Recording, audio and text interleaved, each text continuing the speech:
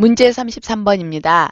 아래 워크시트에서 A2부터 B8 영역 참조해서 E3부터 E7 영역에 학점별 학생 수를 표시하고자 한다. 다음 중 E3셀에 수식을 입력한 후 채우기 핸들을 이용하여 E7셀까지 계산하려고 할 때 E3셀에 입력해야 할 수식으로 옳은 거 됐습니다. 자, 요렇게 지금 만들겠다라는 건데 우리 엑셀 화면에서 직접 볼게요.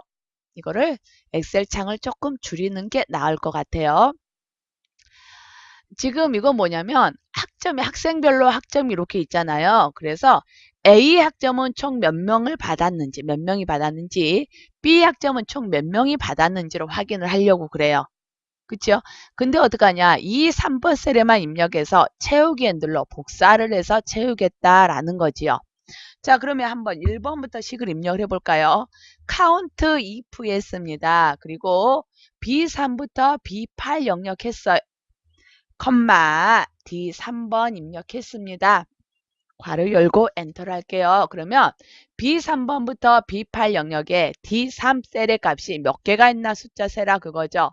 A가 2개 있어요. 맞게 나왔어요. 근데 이거 채우기 핸들로 복사해야 되잖아요. 복사할게요. B는 0명 있대요. C하고 D도 한 명 한 명. 근데 B가 0명인가요?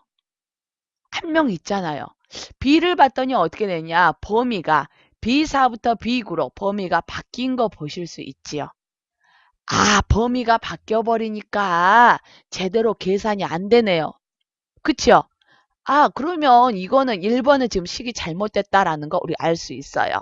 그러면 어떻게 될까요? 이 범위가 바뀌지 않게 해줘야 되잖아요. B3부터 B8 영역 범위 바뀌면 안 되는 거죠.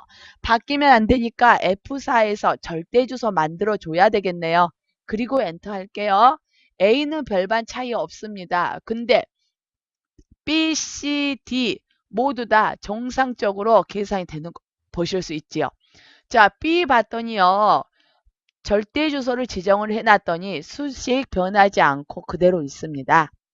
절대 주소가 아닌 상대 주소만 수식이 변했지요. 맞나요? 아, 그러면 어떻게 해야 되는 거예요? 카운트 if로 개수를 세는데 절대 주소 지정을 해야 되는 거지요. 근데 sum if는 뭘까요? sum if는요. 뭐 계산하는 거예요? 합계를 계산을 하는 거잖아요. 먼저 한번 해볼까요? 여기에서 콤마 하고요. 이렇게 지정했어요. 엔터 합니다. 0 떠버리네요. 그쵸? 왜냐? 더할 합계 부분이 없잖아요. 절대주소 지정 안 해서 그러는 거 아니에요? 절대주소 지정을 해도 어차피 결과 똑같아요. 왜냐? sum if는요. 더하기를 하는 겁니다. 즉 합계를 구하는 거니까 숫자가 있어야 되는 거죠. 숫자가 아니라 문자기 때문에 모두 다 0이 나와요. 결과 계산 안 돼요. 그러면 문제 33번에서 어떻게 수식 입력을 해야 되는 거예요? count if로 입력을 하셔야 되는 거죠. 개수 세야 되니까 count if인데 우리는 수식을 복사를 할 거잖아요. 채우기 핸들로 복사를 할 거죠. 그런데 어느 셀에서 수식이 입력되든지 간에 B3부터 B8 영역 이 범위는 절대로 변하면 안 됩니다. 고정이 돼야 돼요. 그래서 어떻게 돼요?